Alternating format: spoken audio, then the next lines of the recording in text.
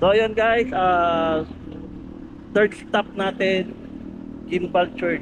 Papakita ko sa yung loob.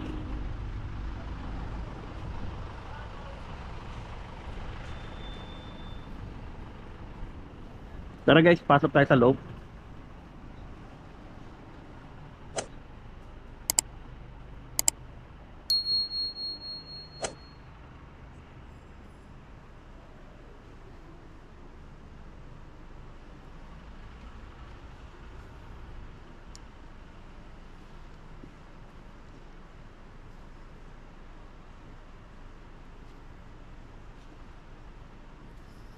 So yan guys, ang interior niya.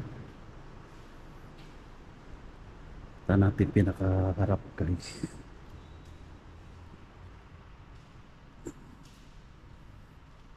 Tawag nila sa lugar na to guys is Land of the Rising Sun.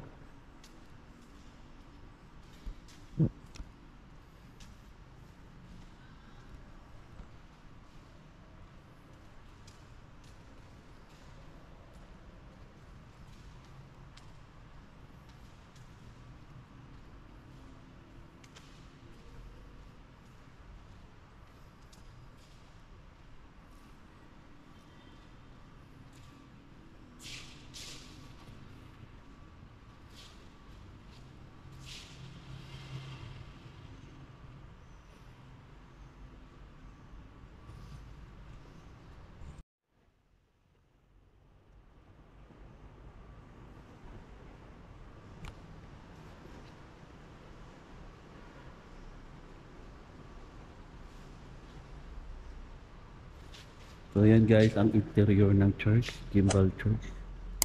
So we don't know yet about the history of Gimbal Church. So tignan na lang po natin siya sa church plaque. So tignan na lang po natin doon. So ayan po ang Gimbal Church, Gimbal, Iloilo City. So ayun guys, Gimbal Church in Iloilo.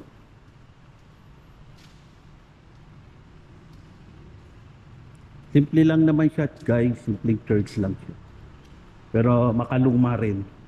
Old church din siya.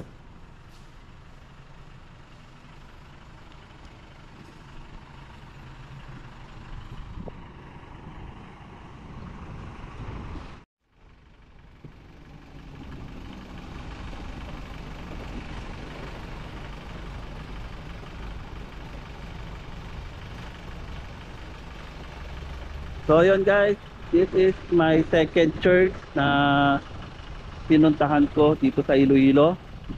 And then next stop natin is Tikbawan Church, Iloilo. So then meron pang isa yung Molo Church. So tara mga karaydon, maglalunch muna tayo bago tayo tumuloy ng Tikbawan.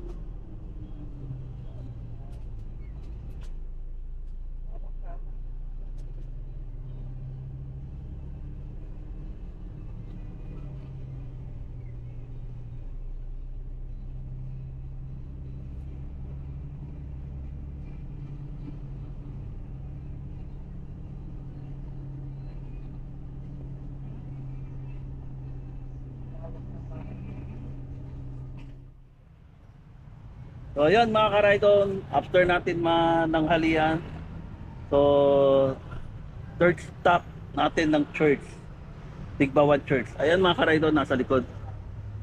Nasa likod siya. Tigbawan Church. Naitayo siya ng 1575 mga karaydon. And then na-influence siya sa Latin American architecture. So So yun mga ka-rider. Ayan. So puntahan natin mga ka-rider. Diyan lang kayo. Nakainit. So tara mga ka-rider. Punta natin. So yan mga ka-rider. Tingnan nyo paligid. Pinaka-park din nila sa harap ng church. Yan. Then meron sa wall nila yan. Art. All art. Pero gym ata yan mga ka-rider. Kasi merong nagbabaser, may laro yata sila. So yan. Puntahan natin guys yung mismong church.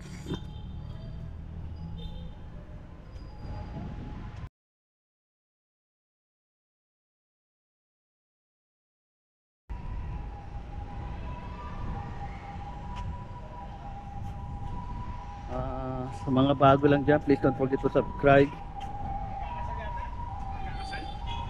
Ewan ko lang. Ayun eh, parang babae na. So ayun nga, meron. So yun guys, may kasal. Hindi natin alam kung makakapasok tayo sa loob.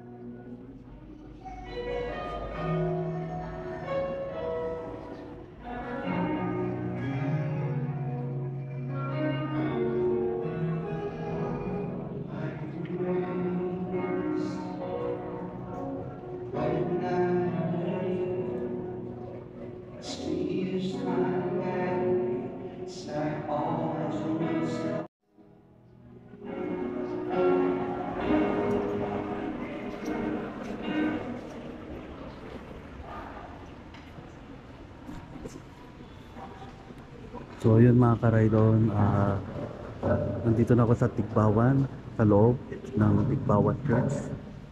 Yun lang, merong wedding ulit. So umpisa lang wedding ceremony. So ngayon, our next stop is Molo. In the name of the Father, and of the Son, and of the Holy Spirit. Amen. The Lord be with you. And with your spirit. Dearly beloved Raymond and Jezabel, the Church shares your joy and warmly welcomes you together with your families and friends, as today in the presence of God our Father, you establish between yourselves a partnership of the whole of life. May the Lord hear you on this your joyful day. May He send you help from heaven and protect you. May for me a Christian family. We glorify God by singing glory to God in the highest.